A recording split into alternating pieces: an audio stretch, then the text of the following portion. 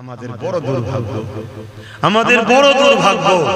আমরা সুরাতে সকলে দেখি মুসলমান নেতা, মুসলমান লিডার, মুসলমান এমএলএ, মুসলমান এমপি, মুসলমান বাদশা, কিন্তু তার ভেতরটা তো সব বিক্রি হয়ে গেছে। তাই আজ আমাদের উপরে মুসিবত। এতে কি উদ্ধার আছে? বাবা ঘাবড়াবার কিছু নেই। আমি 100% সিওর দিয়ে বলে যাচ্ছি, মন খারাপ করবেন না, ঘাবড়াবেন না। শুধু লোকাল রোড ছেড়ে দিয়ে মেন রোডে উঠুন, অ্যাক্সিডেন্ট বন্ধ হয়ে যাবে। কিসের পাওয়া? সুলতান আব্দুল হামিদ শুধু রাজ ক্ষমতা ছিল না, একজন রাজনীতিবিদ হওয়ার পরও, রাজনীতির নেতা হওয়ার পরও বেঈমান নেতা না, ঈমানদার নেতা ছিল। জোরে বলুন সুবহানাল্লাহ। হ্যাঁ, আমাদের কিসমতে যত জুটেছে সব কটা বেঈমান। এই কথা শুনছেন না শুনেন? আমার কথা অসুবিধা হচ্ছে আপনাদের? কিসমত আল্লাহ দিয়েছে, আমাদেরও কর্মের তো ফলও আছে, দোষও আছে। অর্থাৎ যার দিলে যত বেশি হুজুরের উপরে আদব, বিশ্বাস, ভক্তি, ভালোবাসা আছে, তার ঈমান তত মজবুত আছে। ঈমানের সাথে সাথে আমাদেরকে আমলের জিন্দেগি তৈরি করতে হবে। যে যত বেশি আমল করবে তার জান্নাতে ক্যাটাগরি তত ভিআইপি হবে। যে ভাষাগুলো আপনারা বুঝবেন ওই ভাষায় আপনাদের বোঝাচ্ছি। আজকে দুনিয়া জমিন আমাদের জন্য কিছু দিনের, এই পৃথিবীতে আমরা যত দিন যাচ্ছে যেন আমাদের ধর্মীয় স্বাধীনতার উপরে একটা হস্তক্ষেপ আস্তে আস্তে নেমে আসছে। আমরা বিগত দিন দেখেছি আমাদের চাকরি হরণ হয়েছে, বিগত দিন দেখেছি আমাদের জায়গা চুরি হয়েছে, আমার পজিশন, আমার পদ অন্যজন পেয়ে গেছে। বিগত দিন আমাদের দুনিয়াবী সংসার জীবনের প্রয়োজনের উপরে অনেকে হস্তক্ষেপ করেছে, অনেক দিক দিয়ে আমাদের উপরে আঘাত এসেছে। আমরা তখন যদি শক্ত হাতে দিকে দাঁড়াতাম, তাহলে আজকে এই দিন আমাদের দেখতে হতো না, যেখানে আজ আমাদের ঈমান থাকবে না যাবে। খুব ভালো করে শুনুন, অন্যায়ের প্রতিবাদ করার নাম ঈমান। অন্যায় দেখে প্রতিবাদ যে করেনি তার মধ্যে ঈমান নাই। এবারে যখন ইসলামের মূল বিষয়ের উপরে আঘাত আসবে, তখন এই প্রতিবাদের চরম সীমা যুদ্ধ সংগ্রাম পর্যন্ত হয়ে যেতে পারে। যদি এই জায়গায় আমরা যারা পরিমাণ অবহেলিত হই, তাহলে কিন্তু আমাদের ঈমান চলে যাবে। তাহলে এখানে আজ আমাদেরকে ঈমানের অস্তিত্বের জায়গায় আজ আমরা এসে দাঁড়ালাম। কারণ কি? যখন আমাদের এলাকায় বা আমরা দেখেছিলাম 20 গাছ গজাচ্ছিল, তখন আমরা ট্রিটমেন্ট করিনি। আমরা ভাবছিলাম হচ্ছে হোক, হচ্ছে হোক, হচ্ছে হোক, হচ্ছে হোক। লাস্টে এত গজান গজিয়ে গেছে, দেখবেন সচরাচর রাস্তার ধারে একটা গাছ গজাচ্ছে যাতে নিঃশ্বাস নিতে অসুবিধা হয়। এটা আমার দেশের নয়, বিদেশ থেকে এসেছে। আমি ওই গাছের কারণ দিয়ে বুঝাচ্ছি। তাহলে পাপ প্রথমে, আমি অনেক আগে বলেছিলাম, আপনারা শুনেছেন, প্রথম ফুসকুড়ি হয়। আপনারা ভাবছেন ফুসকুড়ি তো চুলকাচ্ছে, বেশ আরাম লাগছে। কি একটু চুলকে চুলকে অনেকে রেখে দেখবেন ছিঁড়েও যায়, ধুলোবালি পড়লো, ওটা আস্তে এলাকা বড়লি একটা ফুড়া টাইপের হলো। গরম পানি দিয়ে বা টিপে টিপে ওই ভেতরের নোংরা গুলো বার করছেন, ভাবছেন খুব ভালো লাগছে, কিন্তু ওটা একদিন ক্যান্সারে পরিণত হয়। এ কথা আমি আগে বলেছি না? বলি কিছু কিছু কথা আছে, আমার ইসলামও বলেছে তুমি বেশি খুলে বলতে যাও না।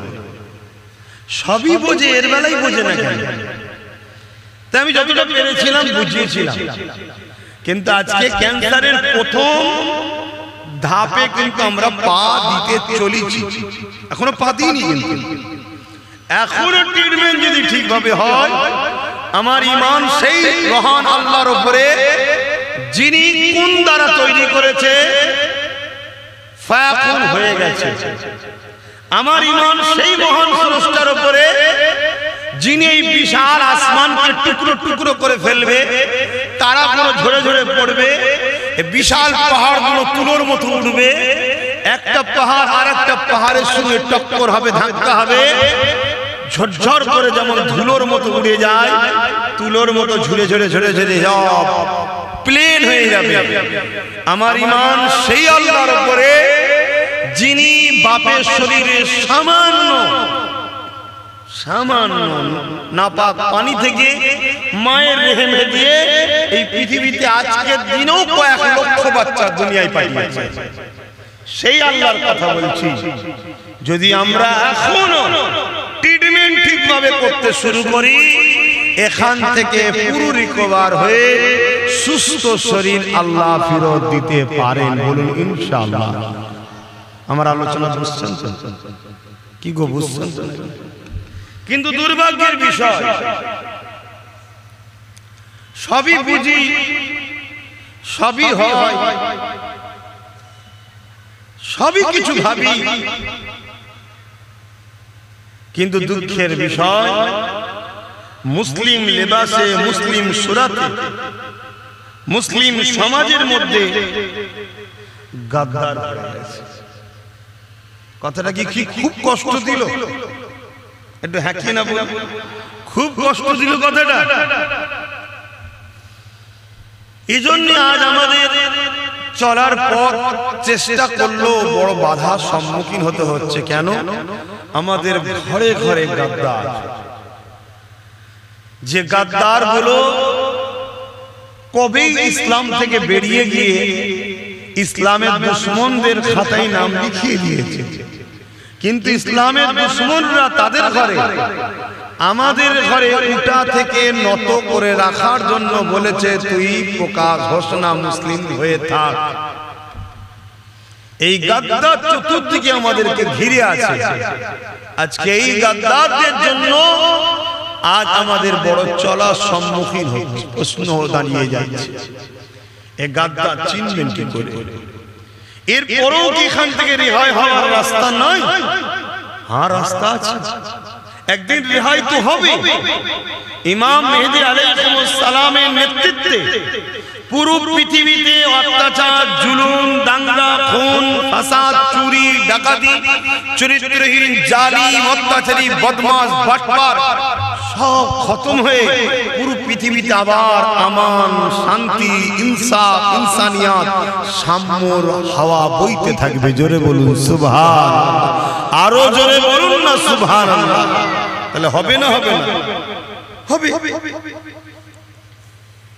এ থেকে বাঁচার বিষয় আজকের এই মাহফিলে আমার ক্ষুদ্র জ্ঞানে যতটুকু আল্লাহ দিয়েছে তা থেকে একটা বিষয় আমি আপনাদের বলবো, যে বিষয়টা হলো হযরত ইমামে গজ্জালী হুজুরের একটা কওল, যখন তোমাদের উপরে কোন বালা, মুসিবত, বিপদ কালো মেঘের মতো ছায়া করে আসবে, মনে রেখে দিও, তখন তোমরা মনে করবে যে আমাদের হুজুরের সঙ্গে মহব্বত, ভালোবাসা, সম্পর্ক কমেছে, তাই বিপদ আসছে।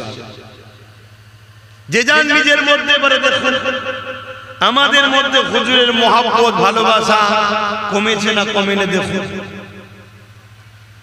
ইমামে গজ্জালী হুজুর এমন এক ব্যক্তি যিনার কথার মধ্যে দম আছে, তাই তিনাকে তিনার অনুসারীরা জিজ্ঞেস করেছেন, হুজুর এ থেকে মহব্বত বাড়াবার উপায় কি? ইমামে গজ্জালী হুজুর দুটো রাস্তা বলেছে।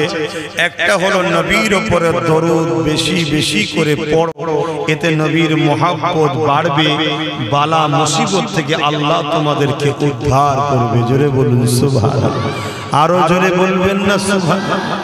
কিন্তু দুর্ভাগ্য, আমরা বলুন দরুদ শরীফ পড়ি কি? এ যুবক ভাইরা পড়ো কি? আজকে একটা মাহানাতে পড়ছো, তাও আওয়াজ করছো, এর কারণ কি? মহব্বত কমেছে, ঘাটতি হচ্ছে। আর এই মহব্বত কি একদিনে কমেছে? 100 বছরের একটা পরিকল্পনা পৃথিবী জুড়ে চলে আসছে। নিশ্চয়ই আপনারা নাম শুনেছেন সুলতান আব্দুল হামিদ রাহমাহুল্লাহ, নাম শুনেছেন? যিনি রাজ ক্ষমতা চালাবার পরও প্রতিদিন রাত্রিরে 400 বার বা 500 বার করে দরুদ পড়ে ঘুমোতেন। আমার নবীর বড় আশিক ছিল, জোরে বলুন সুবহানাল্লাহ। ফ্রান্স একবার আমার নবীর নিয়ে একটা কার্টুনের মঞ্চ তৈরি করতে চেয়েছিল, যে নবীকে নিয়ে একটা নাটক হবে, ড্রামা হবে। সুলতান আব্দুল হামিদের সাহেবের কাছে যখন খবর আসে, সুলতান আব্দুল হামিদ ফ্রান্সের সফিরকে, ফ্রান্সের ওই যে গভর্নর তাকে ডাক দিয়েছে, এসে ডেকেছে, ডেকে বলেছে খবর পাঠাও, যদি এই ড্রামা এই নাটক বন্ধ না হয়, চালু তখন হয়নি, দেখানো হবে, শো পুরো রেডি, ইমিডিয়েটলি যদি বন্ধ না করা হয় তাহলে ফ্রান্স হুকুমতকে তৈরি হতে বলো, এক্ষুনি আমার সঙ্গে লড়াই করতে হবে। আজকে এরকম শাহিনশাহ, এরকম লিডার, এরকম বাদশা আমাদের আছে। কথা বল, আমাদের বড় দুর্ভাগ্য, আমাদের বড় দুর্ভাগ্য। আমরা সুরাতে সকলে দেখি মুসলমান নেতা, মুসলমান লিডার, মুসলমান এমএলএ, মুসলমান এমপি, মুসলমান বাদশা, কিন্তু তার ভেতরটা তো সব বিক্রি হয়ে গেছে। তাই আজ আমাদের উপরে মুসিবত। এতে কি উদ্ধার আছে বাবা? ঘাবড়াবার কিছু নেই। আমি 100% সিওর দিয়ে বলে যাচ্ছি, মন খারাপ করবেন না, ঘাবড়াবেন না। শুধু লোকাল রোড ছেড়ে দিয়ে মেন রোডে উঠুন, অ্যাক্সিডেন্ট বন্ধ হয়ে যাবে। আপনি তো ঢুকে গেছেন নো এন্ট্রিতে, উল্টো সাইড দিয়ে অনেক রাস্তা, উল্টো সাইড দিয়ে গাড়ি আসছে, আপনি সেদিকে ঢুকে গেছেন, অ্যাক্সিডেন্ট তো হবে। আপনি আপনার রোডে উঠে আসুন, আপনি আপনার রাস্তা ছেড়ে দিয়ে আপনি শারাবিদের রাস্তা, জালিমদের রাস্তা, অত্যাচারীদের রাস্তা, খুনের রাস্তা, দাঙ্গাবাজদের রাস্তা, ইবলিস শয়তানের রাস্তার পথিক হয়েছেন, তা আপনাকে তো বিপদের সম্মুখীন হতেই হবে। আপনি উঠে চলে আসুন, সিদ্দিক আকবর যে রাস্তায় গেছে, ফারুক আজম যে রাস্তায় গেছে, উসমান গনি যে রাস্তায় গেছে, মৌলা আলী যে রাস্তায় গেছে, সালাউদ্দিন আইবি যে রাস্তায় গেছে, সুলতান আব্দুল হামিদ যে রাস্তায় গেছে, আরে আমার গরিবে নওয়াজ চিশতি মুঈনুদ্দিন আজমেরি, সুলতানে হিন্দ বেটা বাদশাহ, তিনি যে রাস্তায় গেছে, রাস্তায় উঠে আসুন। আপনাকে আর কেউ পিছনের ব্যাকলাইট দেখতে পাবেন, আল্লাহ আপনাকে এত দূর নিয়ে চলে যাবে। জোরে বলুন সুবহানাল্লাহ।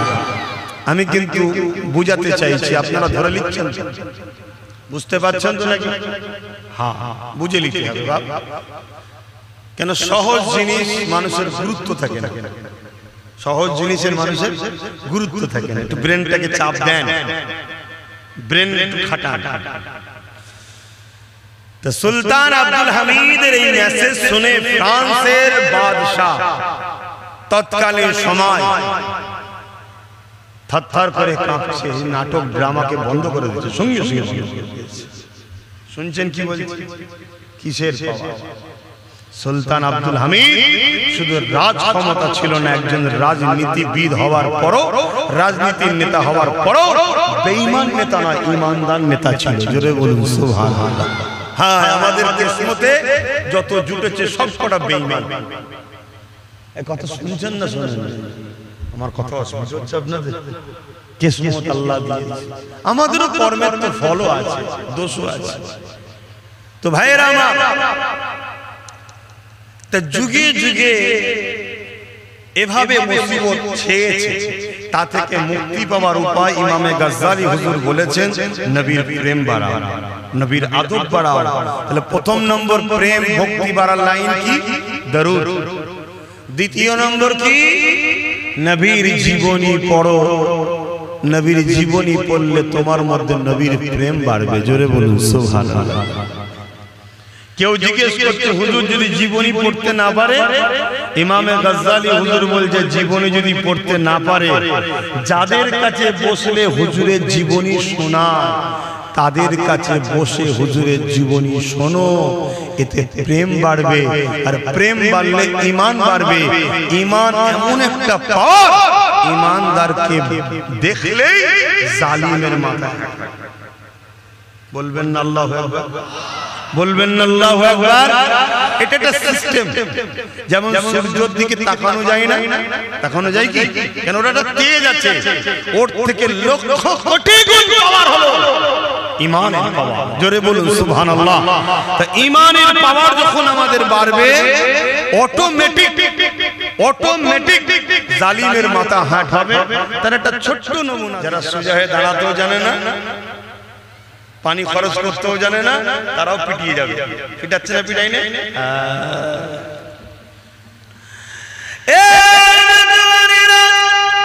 আল্লাহ পাক আমার নবী পাককে সবার আগে তৈরি করেছে। আমার আল্লাহ পাক আমার নবী পাকের নূর মোবারক থেকে পুরো কায়নাতকে তৈরি করেছে। মনে রেখে দেবেন, হযরত জিবরাইল আলাইহিস সালাম আমার নবী পাকের দরবারে একবার আসলেন। এক তারিখে আসার সময় আমার নবী জিজ্ঞাসা করেছিলেন, ও হযরত জিবরাইল আপনার বয়সটা কত? হযরত জিবরাইল আলাইহিস সালাম বললেন, হুজুর এমনি ভাবে তো আমি বলতে পারবো না, তবে হ্যাঁ একটা নমুনা আপনাকে বলতে পারি। আল্লাহ যখন আমাকে বানিয়েছিল কোনো কিছুই আল্লাহ পাকে ছিল না, শুধুমাত্র আল্লাহ পাকের আরশ ছিল। ওই আরশের নিচে একটা নূরের পর্দা ছিল। ওই পর্দার নিচে আমাকে আল্লাহ থাকতে দিয়েছিল। আমি জিবরাইল যখন চোখটা খুলেছিলাম, ওই পর্দার দিকে যখন নজরটা পড়লো, আমি জিবরাইল অবাক হয়ে গেলাম। ওই পর্দার মধ্যে একটা নূরের ঝলক দেখেছিলাম।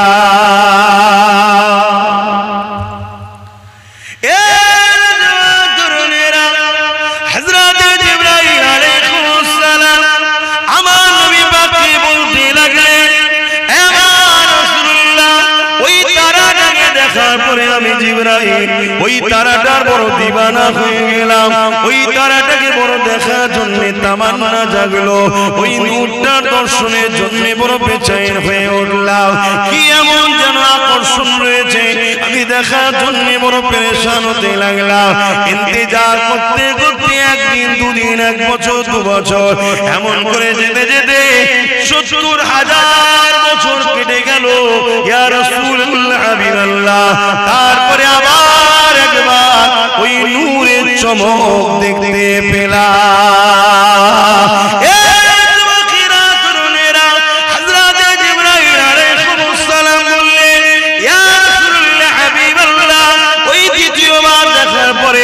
ওই নূরের উপরে আমার টান আরো বেড়ে গেল। আমি দিবানা হয়ে দেখার জন্য মতওয়ারা হয়ে গেলাম। ইয়া রাসূলুল্লাহ, হাবিবাল্লাহ, আবার ইন্তজার করতে করতে 70,000 বছর কেটে গেল। তারপরে আবার একবার ওই তারা নূরের দিদার হলো। ইয়া রাসূলুল্লাহ, যতবার দেখি দেখার জন্য আগ্রহ পিপাসা তত বাড়ে। এইভাবে আমি ওই তারাটাকে 72,000 বার দেখেছি। আর একবার উদিত হওয়ার পর ওই নূরটা 72,000 বছর পর আবার জাহির হয়। এইভাবে ওই নূরটাকে আমি জিবরাইল 72,000 বার দেখেছি। আরো জোরে বলুন সুবহানাল্লাহ।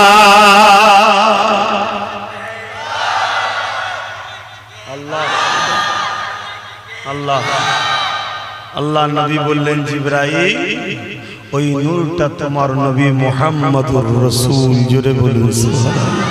কি গো উম্মত, বলবে না সুবহানাল্লাহ? অনেকে সব কথা শুনে আবার বলে, এটা শুনে আমি কি করব? ও বেটা শেষ, ওকে এই জায়গায় আনা হয়েছে বড় প্ল্যান করে। ওকে বড় প্ল্যান করে আনা হয়েছে। কেন? কবরের জমিনে 3টে প্রশ্ন করা হবে। মান রাব্বুকা, তোমার রব কে? মা দিনুকা, তোমার দিন কি?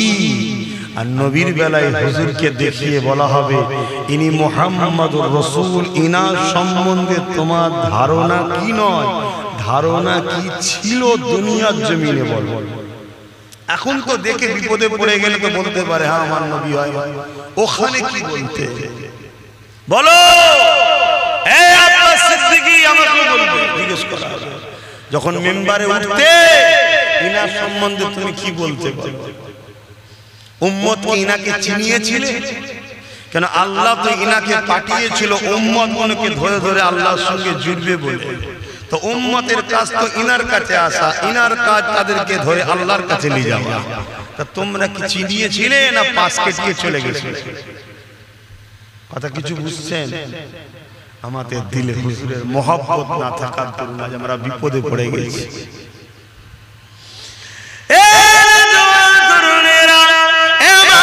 নবী পাকের উম্মত উম্মতিগণেরা মহব্বত করে ভালোবাসে প্যার করে আমার রাসূলুল্লাহ শান মর্যাদা আল্লাহ কতটা দিয়েছেন শুনেন আমার নবী পাক দুনিয়ার জমিনে কিভাবে এসেছিল সবই আপনারা জানেন তবে এমন করে দপ্তর পদ্ম আস্তে আস্তে আস্তে আস্তে আমার নবী পাক দুনিয়ার জমিনে হযরত দাদা আব্দুল মুতালিবের পেশিনাতে আমার নবীর নূর চলে আসলো যে সময় দাদার পেশিনাতে নবী মুহাম্মদ রাসূলের নূর ছিল ওই পিরিয়ডে পৃথিবীর জমিনে একটা রাজা ছিল যে বড় অহংকারী রাজা সে বড় ক্ষমতাশালী রাজা সে অহংকার দেখিয়ে আল্লাহর কাবা শরীফকে ভাঙা স্বপ্ন দেখেছিল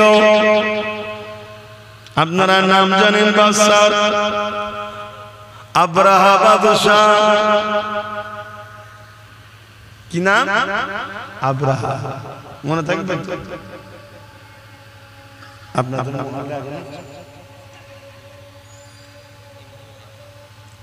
আব্রাহা বাদশা কথা বুঝে আসছে অন্য এই বাদশা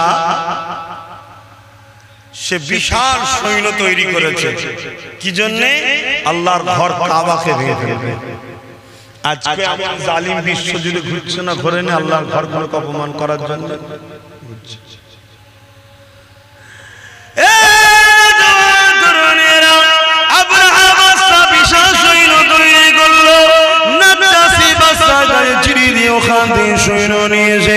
এমন করে বিশাল কাফেলা নিয়ে আল্লাহর কাবা শরীফকে ভাঙার জন্য আগিয়ে আসতে লেগেছে এবং আব্রাহা নিজে একটা বিশাল হাতির উপরে চেপে এমন করে কাবা দিকে আগিয়ে আসতে লেগেছে বিশাল বাহিনী নিয়ে অস্ত্র শস্ত্র নিয়ে তীর বল্লম ধনুক নিয়ে লোহা সজ্জিত করে নিয়ে এইভাবে তারা কাবাকে ভাঙার জন্য মক্কার জমিনের দিকে রওনা দিতে লেগেছে কিছু দূর আগে আসার পরে শোনো গো ওই আব্রাহা বাদশা তার সৈন্যদেরকে নিয়ে একটা ফাঁকা জায়গায় তাঁবু তৈরি করলো ওই তাঁবু তৈরি করে নিয়ে সেনা প্রধানদের সঙ্গে আলোচনা করতে লাগলো কিছুতে একটা বাহানা দরকার এমনি এমনি ডাইরেক্ট কি করে হামলা করে কিছুতে একটা বাহানা তৈরি করতে হবে বুদ্ধি পরামর্শের মধ্যে উঠে এলো মক্কার মানুষেরা উট গৃহপালিত পশু লালন পালন করে বিভিন্ন এলাকায় সেগুলোকে চরণের জন্য ছেড়ে দেওয়া হয় ওগুলোকে বন্দী করে নেওয়া হোক তারা বন্দী যখন করবে তারা এই পাহাড়ে আমাদের সঙ্গে কথা কাটাকাটি করবে ওই কথা কাটাকাটিতে আমরা তাদের উপরে হামলা চালিয়ে দেব কথা মতো কাজ হয়ে গেল মক্কার মানুষের উটগুলোকে বন্দী করতে লাগলো ওই বন্দির মধ্যে আল্লাহ নবীর দাদা যান হযরত আব্দুল মুতালিব হুজুরের 200 উট ছিল ওই উটকেও আব্রাহা বাহিনী বন্দী করে ফেললো কিন্তু কেন বন্দী করলো যাতে করে তারা এসে কথা কাটাকাটি করে এই সুযোগে আমরা লড়াইয়ের একটা রাস্তা পেয়ে যাই শুনছেন যেমন আজকের আব্রাহা বড় চেষ্টা করছে এটা বাহানা করছে পায়ের উপরে পা দিয়ে ঝগড়া করছে না করে না কখনো টেনে মারছে কখনো চাকরি করতে গেছে মারছে কখনো মিডিয়ার মাধ্যমে গাল দিচ্ছে কখনো আল্লাহর নামে লাইটিং উল্টো পাল্টা করছে কখনো একটা ফটো টাঙিয়ে দিয়ে তাতে এটা সেটা লিখে দিচ্ছে কি হচ্ছে না হয় এটা বাহানা করছে যাতে করে একটা ঝগড়া করা যায় শুনছেন তো নাকি এই বাহানা খুঁজতে খুঁজতে খুঁজতে লাস্টে এমনও খুঁজছে যে এই মসজিদে এই আছে ওই মসজিদে ওই আছে ওই মসজিদে ওই আছে এরকম সব করছে না এমন কি এর আগে কি করেছে মসজিদের সামনে বাঁধন নাচানোর মতো নেচে উঠছে এই কথা বুঝছেন না তবে এই সব কিছুর পিছনে আমাদের এক কথা বলছো না তো আচ্ছা একটু দোষ আছে ভাই একটু দোষ আছে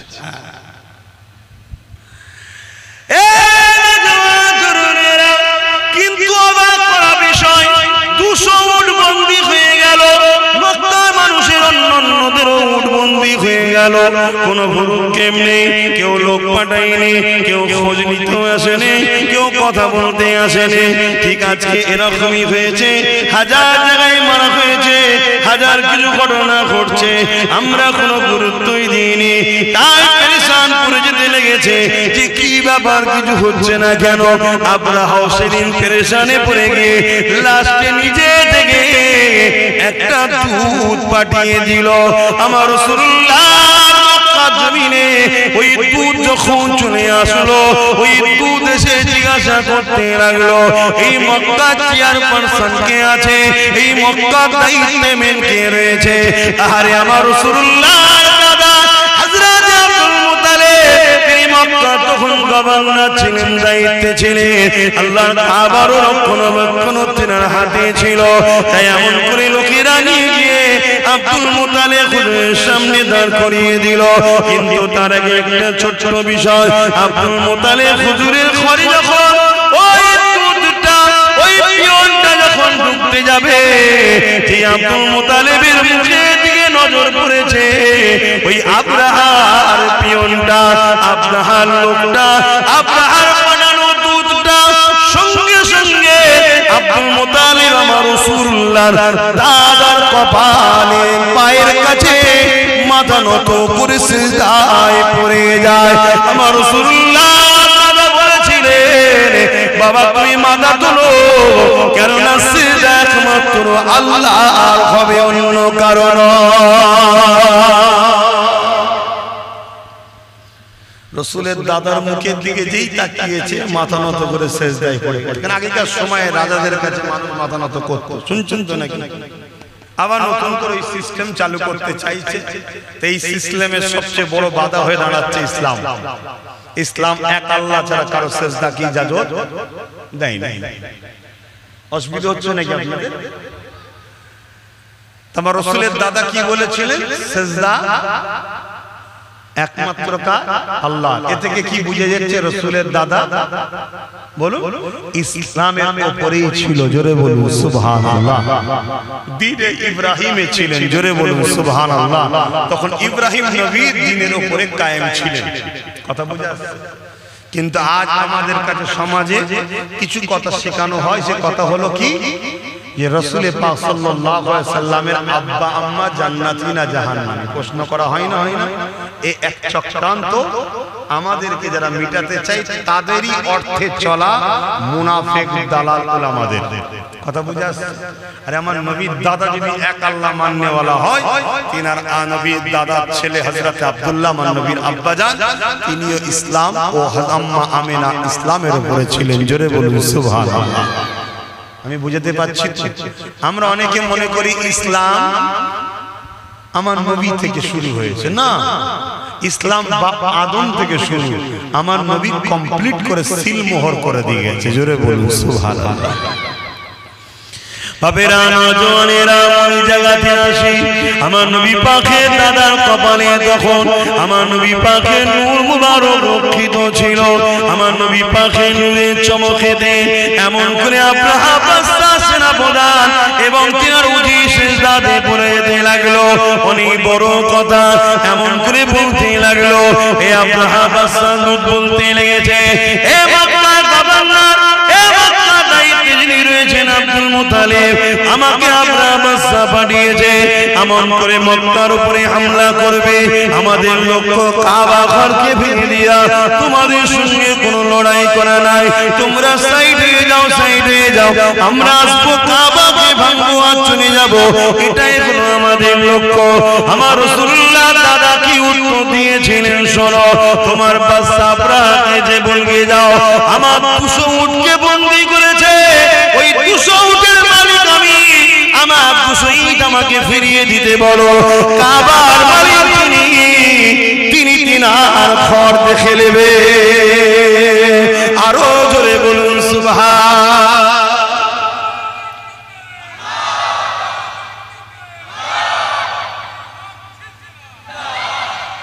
আল্লাহ, এই কথা শুনে দুধ বড় অবাক হয়ে গেল, এত সহজে ছেড়ে দিচ্ছে, এত সহজে ছেড়ে দিচ্ছে। তো এই জায়গায় ওই যে পিয়ন যে এসেছিল সে বলছে এই কথাটা আপনি আব্রাহার কাছে গিয়ে বললে আরো বেশি সুবিধা হয়। আল্লাহ নবীর দাদা অনেক বড় কথা আব্রাহার কাছে যাচ্ছে। আব্রাহা তাঁবুর মধ্যে একটা ঘর আছে, সেই ঘরের মধ্যে আছে চতুর্দিকে সৈন্য দিয়ে ঘেরা। কথা বুঝে আসছে তো? এই দুধ যে পিয়ন এসেছিল সে বলছে আপনি একটু বাইরে দাঁড়ান, আমি ভেতরে গিয়ে রাজা মশাইকে আপনার সম্বন্ধে একটু জানাই, জানিয়ে এসে আপনাকে নিয়ে যাব। তা ওই আব্রাহা যে পিয়ন ছিল সে গিয়ে আব্রাহাকে বলতে লেগেছে, আরে যিনি আসছে ইনি মক্কার সর্দার এবং ইনার মধ্যে কিছু বাত আছে, একটু সাবধানে আপনি কথা বলবেন। এই রাসূলের দাদা তারিফ শুনে না আব্রাহা বড় অহংকারী ছিল, সে রেগে গেছে। আরে তুমি আমার খাও, ওর প্রশংসা করো, ওর গুণ গাও, ডাকো ডাকো, আমি পৃথিবীর সবথেকে শক্তিশালী রাজা, আমি যে কোনো দেশ, যে কোনো মুলক, যে কোনো জায়গাকে আমি যে কোনো সময় কব্জা করে নিতে পারি, আর তুমি আমাকে একটা সামান্য ব্যক্তির সম্বন্ধে তুমি কি শোনাচ্ছ? হাই রে বোকা, সে তো জানে না যে কাকে ডেকেছে। যখন আমার নবীর দাদা ঘরে ঢুকছে আর ওই জালিম অত্যাচারী আব্রাহা যেই নবীর দাদার দিকে তাকিয়েছে, নূরে মোহাম্মদ রসুলের এতে নজর পড়েছে, উঠে দাঁড়াতে লেগেছে। জোরে বলুন সুবহানাল্লাহ, আরো জোরে বলবেন না সুবহানাল্লাহ। আমি আগে বললাম না, দিলে হুজুর রাখেন, জালিম যত বড়ই হোক সে আপনাকে দেখে সম্মান করবে, ঘাবড়ে যাবে। কথা কিছু মাথায় ঢুকছে?